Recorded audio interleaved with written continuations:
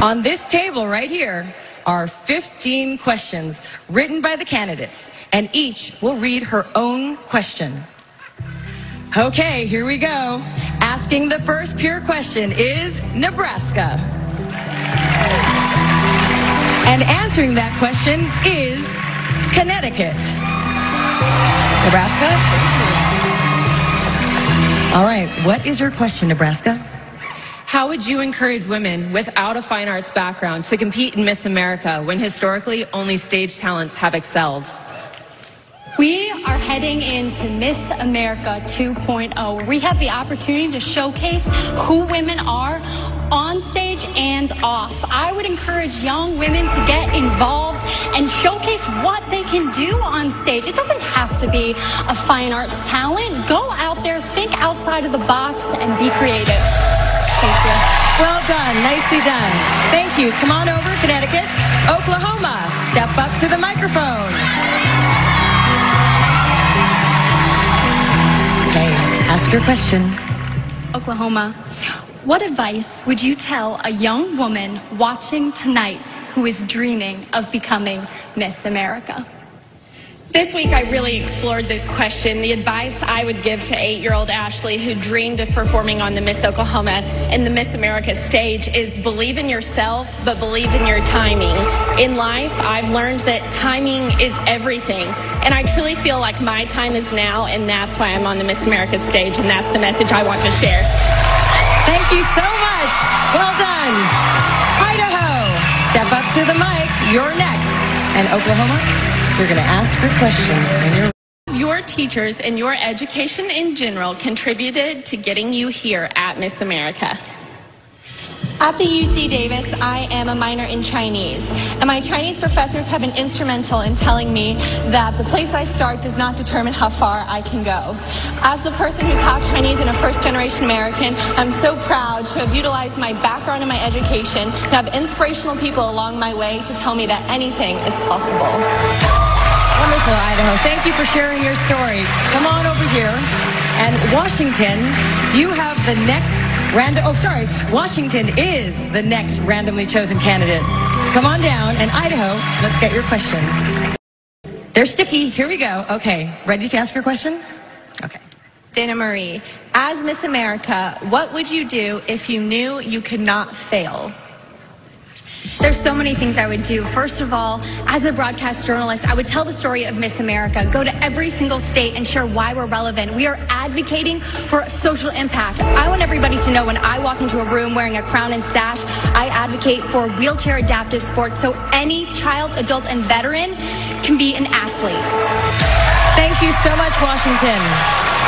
Indiana, step up to the mic. Washington, pick your card. Ready? Ask your question. Why do you think Miss America as a public figure is relevant in today's world, and how do you plan to prove that?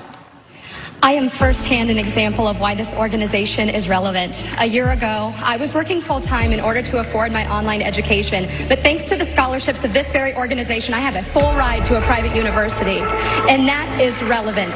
And I would love to share that to our sponsors and future women that would like to get involved in our organization. Thank you, Miss Indiana. Scholarships are so important. Next, New York. Take your place, New York.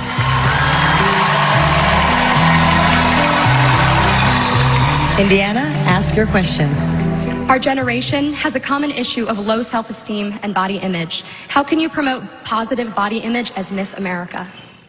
I would start by sharing my story. I grew up at a predominantly Caucasian school, and there was only a 5% minority, and I felt out of place so much because of the color of my skin. But growing up, I found my love of arts and through music, and that helped me to feel positive about myself and about who I was, and that's what I would encourage women to do, young girls to do, is find who they are. Find who you are. Wonderfully said, New York. Come on over here, and up next is Colorado. New York, ready to ask your question? Here we go.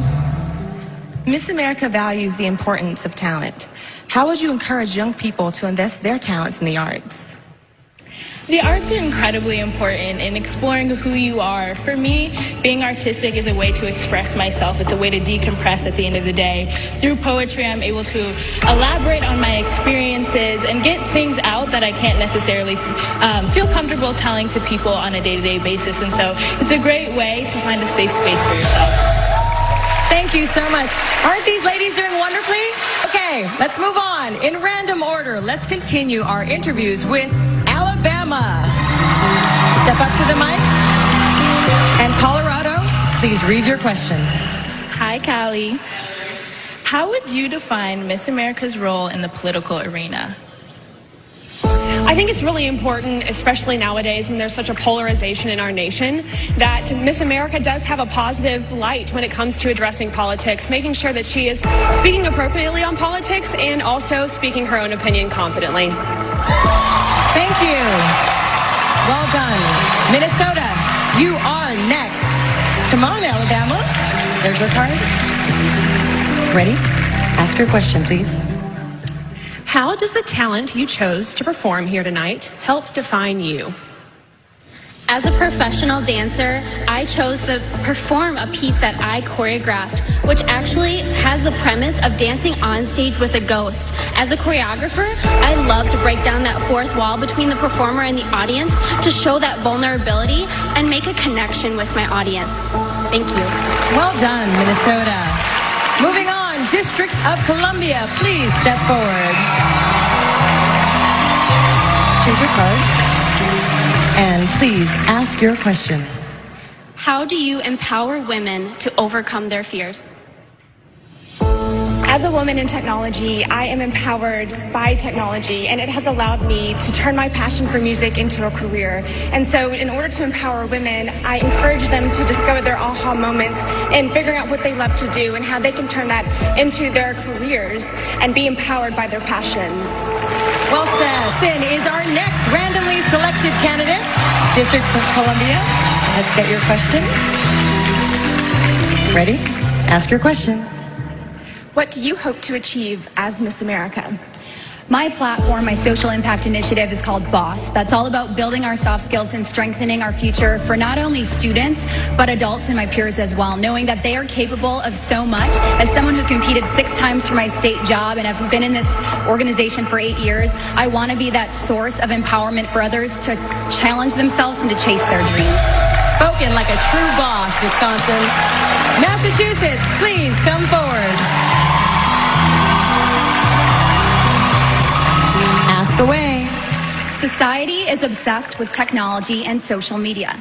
How can we improve our face-to-face communication skills?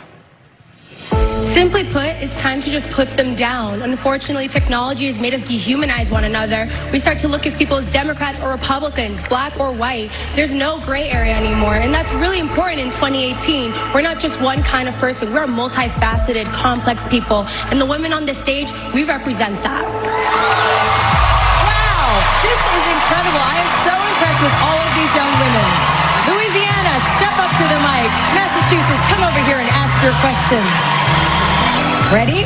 Ask away. What is the most difficult thing you've had to do in your life? I actually recently went through a hard time just in prelim competitions with pressure and stress. And I've never dealt with that before, but I've learned that with our friends, we can make it through. And I hope that as Miss America, I can promote my social impact, inspire others to get through, not on their own, but with their sisters and brothers around them. Thank you. Very nice, Louisiana. Sisterhood and brotherhood. We are down to our last 2. Florida, you're up. Okay, Louisiana.